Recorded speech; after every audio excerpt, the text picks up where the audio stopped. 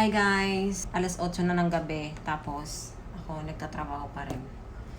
Kasi nga, yung mga amo ko, kaalis lang nila, uuwi sila ng China dahil nga 'di ba Easter holiday. Medyo maraming naiwang kakalatan. Hindi ako makakatulog nang hindi ko naliligpit tong mga to. Umpisahan ko na siyang ligpitin para bukas, kaunti na lang. Ang dami kong labahan.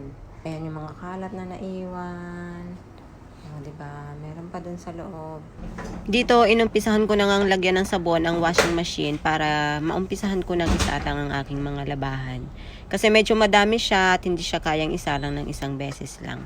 At pagkatapos nun, tinapos ko yung mga gawain ko sa lababo, yung mga hugasin ko. Tapos nagligpit na rin ako, pinunasan ko yung mga dapat linisin. Para bukas wala na akong gagawin. Gusto ko nang magpahinga sa araw ng bukas. Siyempre, kailangan ko ring ligpitin yung mga kalat na naiwan dyan sa sala, linisin yung mga likod ng sofa, kasi nga sobrang dumi talaga niya. Ang daming kalat. At dahil nga may kabigatan itong sofa na to, hindi ko siya nililinis araw-araw. Sa pagkakatanda ko nga, simula nang dumating ako dito, ngayon ko lang lilinisin yan eh. At dahil nga sinisipag pa ako ng mga oras na yan, nilinis ko na rin siya. At pagkatapos ko nga malinisan ang likod ng sofa, ayan nga, at ibinili ko na yung mga stuffed toys na nakalagay dyan sa gilid para hindi din siya makalat. Okay, sobrang nakakapagod. Katapos ko lang maglinis ng sahig. Namap ko pa siya.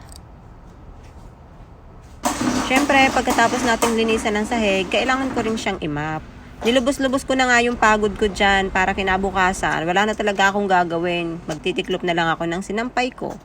FYI lang po, hindi po ako nire-required ng mga amo ko na gawin ko ang mga trabahong yan sa ganyang oras din. Nasa sa akin yon kung kailan ko gagawin yan, pwedeng kinabukasan o pwedeng sa mga susunod na araw kasi ilang araw din silang mawawala. Hindi nila ako minamanduhan kung ano yung mga dapat kong gawin, basta bahala na akong dumiskarte sa trabaho ko. Bahala na rin ako kung kailan ko gagawin yan.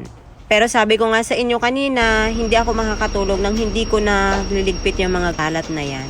Nagtataka siguro kayo bakit ako umaakyat dyan sa upuan na yan. Bali may kataasan din kasi itong aircon namin at dahil nga sabi ko nga nilinis ko na lahat. Pati filter ng aircon nilinis ko na rin. Sobrang init na nga rin ngayon dito sa Hong Kong. Kaya naman sigurado ako na itong mga aircon ay gagamitin na. Kaya naman bago siya ay gamitin, kailangan kong linisin muna. Sa part na ito, medyo kinakabahan nga ako at kung mapapansin nyo, sobrang hirap namang buksan talaga ng aircon na to. Mukhang mahuhulog na ako, hindi ko pa nabubuksan. At ayun nga, salamat naman at nabuksan ko rin siya at nailagay ko na rin yung filter. Sabi nga ng mga amo ko sa akin, wag ko daw munang lilinisin yan, antayin ko daw silang dumating.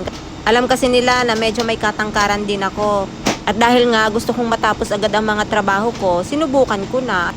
3 aircon nga pala yung inakyat ko dyan, pero isa lang yung nakita sa camera. Pagkatapos ko nga sa aircon, ayan nga at saktong-sakto, natapos na rin ang unang salang ng nilabhan ko. Kaya naman, inumpisahan ko na rin siyang isampay. Medyo may karamihan nga yan. Nag-ilang pabalik-balik ako mula sa washing machine hanggang sa matapos ko ang sampayin ko na yan. At habang nakasalang ang aking second batch ng labahan, bilang reward sa sarili ko dahil sobrang pagod na talaga, syempre pinagkapi ko naman ang sarili ko tapos nagmerienda ako ng tinapay. Merienda pa ba yan? Or midnight snack, ganon. Habang nanonood ako ng movie, syempre. Time check. Alas 10:30 na. 10:35 na po ng gabi. Katatapos ko lang isampay yung huling batch ng nilaban ko. At grabe, sobrang pagod na. Sobrang pagod na talaga ng person. Kailangan ko nang magpahinga. Good night!